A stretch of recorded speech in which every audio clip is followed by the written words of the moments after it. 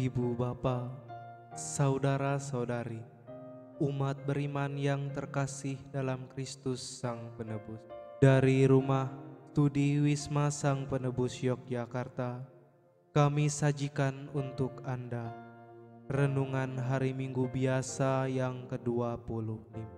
Marilah kita menyiapkan hati dan batin kita untuk mendengarkan firman Tuhan. Dalam nama Bapa dan Putra dan Roh Kudus. Amin. Semoga Tuhan beserta kita sekarang dan selama-lamanya. Inilah Injil Yesus Kristus menurut Markus. Dimuliakanlah Tuhan. Setelah Yesus dimuliakan di atas gunung, Ia dan murid-muridnya melintasi Galilea. Yesus tidak mau hal itu diketahui orang, sebab Ia sedang mengajar murid-muridnya. Ia berkata kepada mereka, Anak manusia akan diserahkan ke dalam tangan manusia, dan mereka akan membunuh Dia. Tetapi 3 hari setelah dibunuh, Ia akan bangkit. Mereka tidak mengerti perkataan itu, namun segan menanyakan kepada Yesus. Kemudian tibalah Yesus dan muridnya di Kapernaum. Ketika sudah di rumah, Yesus bertanya kepada murid-murid itu, "Apa yang kamu perbincangkan tadi di jalan?" Tetapi mereka diam saja, sebab di tengah jalan tadi mereka mempertengkarkan siapa yang terbesar di antara mereka. Lalu Yesus duduk dan memanggil ke-12 murid itu. Katanya kepada mereka, "Jika seseorang ingin menjadi yang terdahulu, hendaklah ia menjadi yang terakhir dari semuanya dan menjadi pelayan dari semuanya." Yesus lalu mengambil seorang anak kecil ke tengah-tengah mereka. Kemudian Ia memeluk anak itu dan berkata kepada mereka, "Barang siapa menerima seseorang anak seperti ini demi namaku, ia menerima aku. Dan barang siapa menerima aku, sebenarnya bukan aku yang mereka terima, melainkan Dia yang mengutus aku." Demikianlah sabda Tuhan. Terpujilah Kristus. Saudara-saudari yang terkasih dalam Yesus Kristus Sang Penebus, pada hari ini kita diajak untuk terus-menerus merenungkan dan mendengarkan sabda Tuhan yang menjadi kekuatan kita dalam menjalani hidup di dunia ini. Bacaan-bacaan pada hari ini mengajak kita untuk melihat sejauh mana kehidupan kita diwarnai dengan kedamaian, sukacita terhadap sesama, dan bagaimana kita merenungkan kasih Tuhan melalui pelayanan kita sebagai umat Kristiani. Sebagai umat Kristiani, kita mendapatkan mandat untuk saling melayani dengan rendah hati dan kebijaksanaan ilahi, serta berbagai kasih terhadap sesama. Melalui bacaan-bacaan hari Minggu biasa yang ke-25 ini, saya memberi judul pada renungan hari ini, kerendahan hati dan kebijaksanaan dalam pelayanan. Dalam hidup kita, pencarian akan makna dan tujuan seringkali membawa kita pada pertanyaan-pertanyaan yang mendalam. Apa arti kebesaran sejati? Bagaimana kita memahami kebijaksanaan dan kerendahan hati itu? Pertanyaan-pertanyaan ini akan menjadi penuntun bagi kita untuk memahami dan merenungkan sabda Tuhan pada hari ini. Bacaan pertama mengingatkan kepada kita pada konsep kebenaran yang sejati. Orang benar dalam konteks ini adalah seseorang yang teguh dalam kebenaran dan ketulusan, meskipun ditentang dan disingkirkan oleh orang-orang lain yang tidak menyukai mereka. Konsep kebenaran merupakan tujuan tertinggi dari pengetahuan atau kebenaran yang sejati itu. Namun, dalam realitasnya, dalam kebenaran itu seringkali membawa risiko dan juga tantangan, karena kebenaran seringkali bertentangan dengan kenyamanan dan kepentingan pribadi. Contoh yang sangat sederhana adalah para martir, beato, santo dan santa yang selalu menyerukan kebenaran dan akhirnya mereka dibenci, juga disingkirkan dan bahkan dibunuh. Tetapi mereka selalu dimuliakan oleh Tuhan. Meskipun demikian, Tuhan selalu mengajak kita untuk selalu berani menyerukan kebenaran dalam hidup kita saat ini, karena Tuhan selalu hadir dan akhirnya Dia akan memuliakan kita.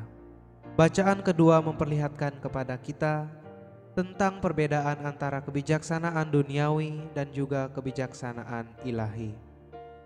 Kebijaksanaan duniawi seringkali dipenuhi oleh ambisi, iri hati, dan juga konflik. Sedangkan kebijakan ilahi itu berasal dari Tuhan dan ditandai oleh kemurnian, perdamaian, dan juga cinta kasih. Iri hati dan kepentingan pribadi akan menyebabkan persoalan, dan di situ pasti ada kekacauan atau konflik. Kita dapat melihat dalam realitas hidup kita saat ini. Kekacauan dan konflik itu muncul atas dasar kepentingan pribadi dan perasaan iri hati terhadap orang lain.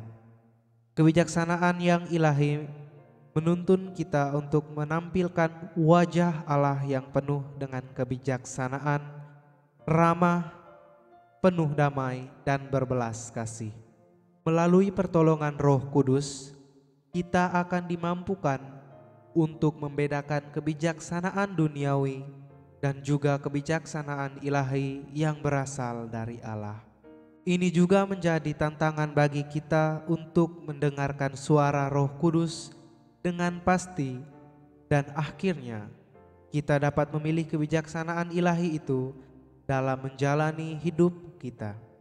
Kebijaksanaan ilahi juga memampukan kita untuk mengenali apa yang baik, benar, dan berkenan di hadapan Tuhan, serta menghindarkan kita juga terhadap godaan untuk mengejar ambisi pribadi yang dapat membawa kita pada kehancuran dan juga kekacauan. Bacaan Injil hari ini memperlihatkan kepada kita tentang kebesaran sejati yang berasal dari Yesus.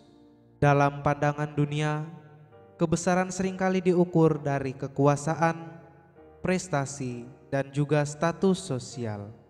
Namun Yesus menunjukkan bahwa kebesaran sejati ada dalam kerendahan hati dan pelayanan kepada sesama. Yesus mengambil seorang anak kecil sebagai simbol dari yang lemah dan tak berdaya, dan Yesus berkata bahwa menerima anak kecil ini dalam namanya sama dengan menerima Dia. Anak kecil dalam konteks budaya Yahudi pada masa itu adalah anak-anak yang tidak memiliki status atau hak yang signifikan.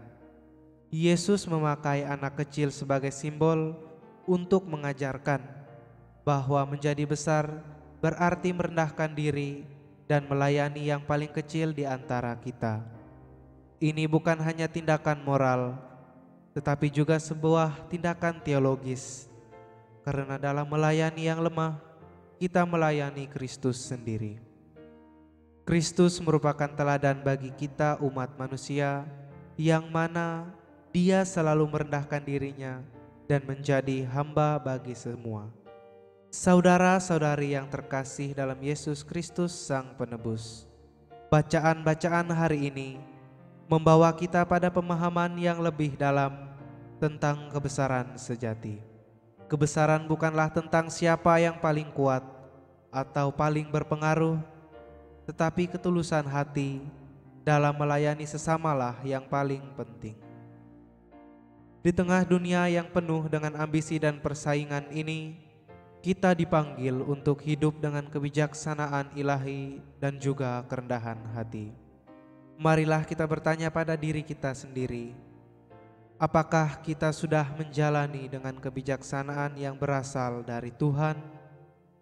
Apakah kita sudah menjadi pelayan yang rendah hati bagi sesama? Marilah kita selalu berdoa agar diberi kebijaksanaan dan kerendahan hati, sehingga kita dapat mencerminkan kasih Kristus dalam setiap tindakan kita. Semoga. Amin. Marilah berdoa. Allah Bapa penuh kasih, kami bersyukur atas sakramen cinta kasih-Mu ini. Ajarilah kami untuk melayani sesama sebagai putra-Mu yang telah datang ke dunia, bukan untuk dilayani, tetapi untuk melayani. Dengan demikian, semoga kelak kami Kau persatukan untuk menikmati kebahagiaan abadi di rumah-Mu, di rumah surgawi. Sebab Dialah Tuhan dan pengantara kami yang hidup dan berkuasa kini dan sepanjang masa. Amin.